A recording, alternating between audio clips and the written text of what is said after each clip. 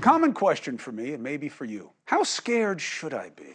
A startling new report today, 42% of tech CEOs fear that AI, artificial intelligence, isn't just coming from our jobs, it's coming for us.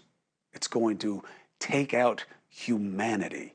That's scary. How real is that? Let's bring in someone who understands this and, more importantly, understands how to explain it to the rest of us. Ian Bremmer just finished a fantastic TED Talk on the threat of tech and AI, a viral discussion online. Also, editor-at-large, Time Magazine, president of Eurasia Group. Always a pleasure. Thank you, Chris. So nice to be able to touch you. Good to be with you in person, absolutely. So, Ian, how scared should I be and why? Well, you said 42% of those CEOs said within 5 to 10 years humanity is gone because of AI.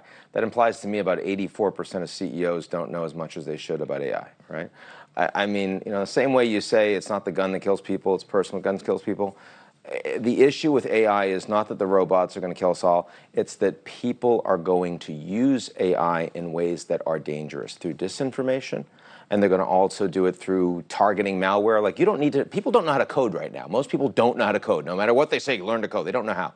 These tools are going to teach people how to code, which is fantastic for productivity, but it's really bad for people that develop malware.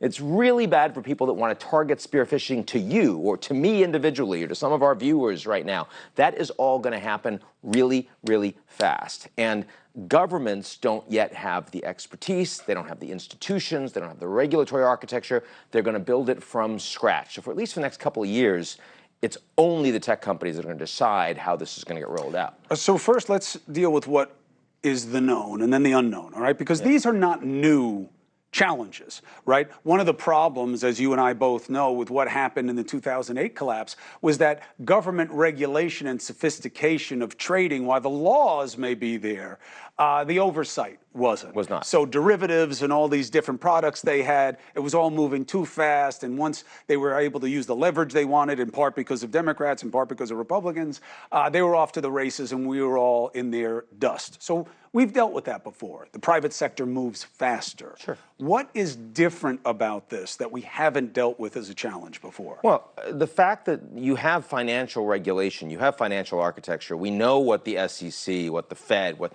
oversight is supposed to look like, and we know that when banks end up selling products and they aren't effectively regulated, we understand what that overreach then needs to, how it needs to be dealt with, predatory behavior, all that sort of stuff.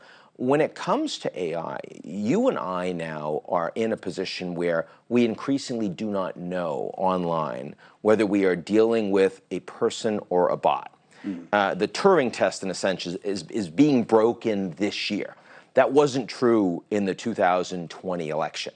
That wasn't true. We're going to see advertisements for elections online, and we're not going to know which of those photographs or videos are being created falsely by artificial intelligence and which ones represent real photos. We don't have watermarks that determine that right now. That's a serious problem, and there is no agency that's responsible for regulation. Why is it a problem if it's a bot versus a person that's designing an ad with, with the information and what they want out there input by the campaign?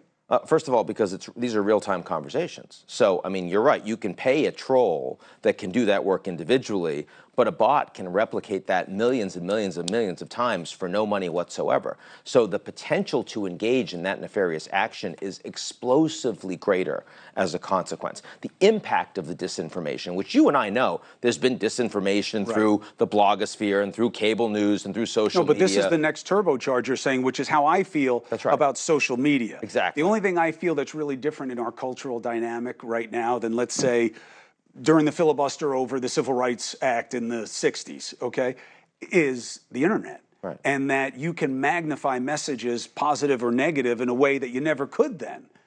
Is this the next step, that now the magnification has a different layer of sophistication, so it's not just about where But who and how? It's the hockey stick effect. I mean, AI has been sort of bumping along. AI is not new. We've had AI for 40 years, but you haven't had hundreds of billions of dollars going into it. You haven't had the results that actually completely change the ballgame of what information is and isn't. Now, you and I know that political institutions have eroded. Democracy feels weaker in the United States. We've talked about that a lot in person over the years, but this speeds it up in ways that we have never been prepared for.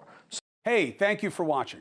Please go to newsnationnow.com, newsnationnow.com, and you can find NewsNation on your television provider. And don't forget to click the red subscribe button down below.